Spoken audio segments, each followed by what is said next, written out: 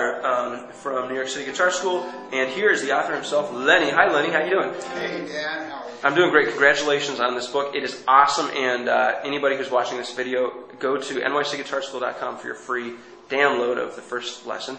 nycguitarschool.com. Go to classes, go to fingerpicking, and get your free chapter. But if someone gets this book or takes this class in person with you or someone else here, what are they going to learn? What happens in class number 1?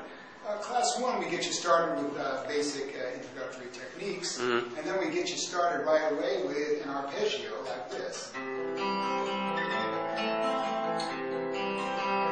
6/8 arpeggio. And this is used in songs like Hallelujah by Leonard Cohen. Okay, super famous song. So by class 1 or class 2, they're going to already be able to play a basic arpeggio. We'll show you the arpeggio techniques in class 1, and in class 2 we'll show you a couple of songs. Okay, you'll apply them. So now you've got your thumb and your fingers going. What happens in class 3? Class 3, we're going to do our thumb and have our fingers working in opposition to the thumb, using 2 fingers together. Okay. And we got the pattern that sounds like this. And you might recognize this kind of pattern. It's used in songs like Hey There Delilah by the Plain White T's. You know what? I've heard this in other songs, but I especially like that one because it features New York City, and we are New York City Guitar School. New York City. What happens in chapter 4? What kind of stuff are they going to learn in chapter 4? It's a similar thing. Thumb versus fingers, but the fingers are split up now, and we have a pattern. We learn a pattern that sounds like this.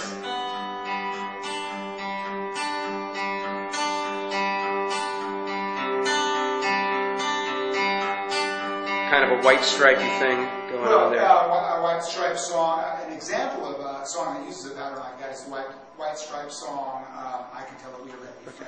So now we're up to what? Class 5?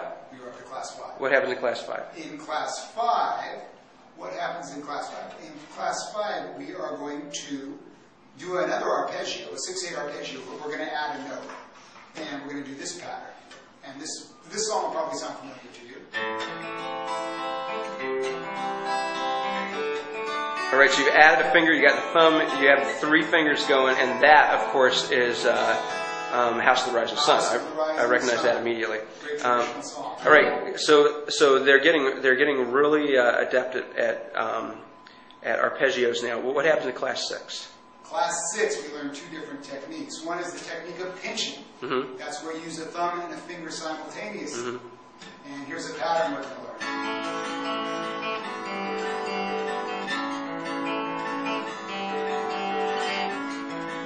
And what's the other technique from that class? The other technique is grabbing, where we're going to use the thumb and our 3 fingers simultaneously. And in this, for this technique, we're going to learn a song called Careless Love.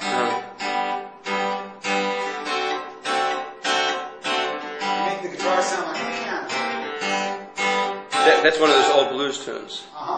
Okay, are we up to 7? We are up to class 7. 7. What happens in 7? 7 is an important class. It's where you break new ground. Okay. We're going to learn Travis picking. Okay. We're bouncing from.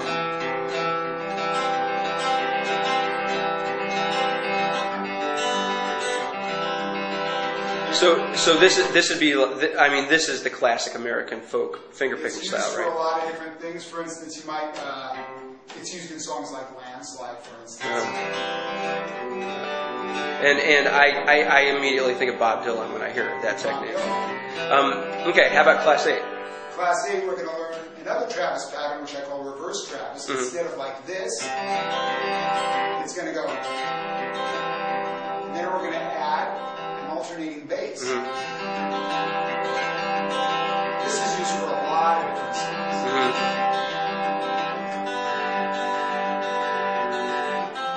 Like what would be an example of a song that uses that technique? This would be perhaps Johnny Cash's version of Long Black Veil.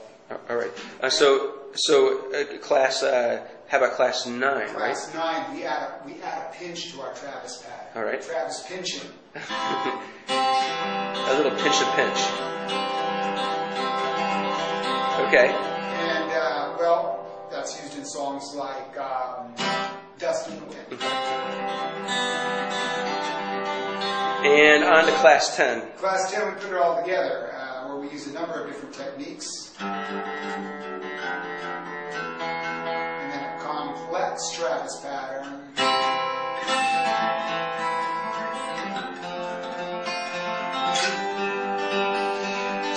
So basically, they've come into this class knowing their basic chords, knowing their open chords, having facility with those, not knowing anything about finger picking, Yes. and then by class 10, they're gonna be finger pickers. Finger pickers at the end of class 10. I guarantee it. Okay, very good. Well, thank you so much.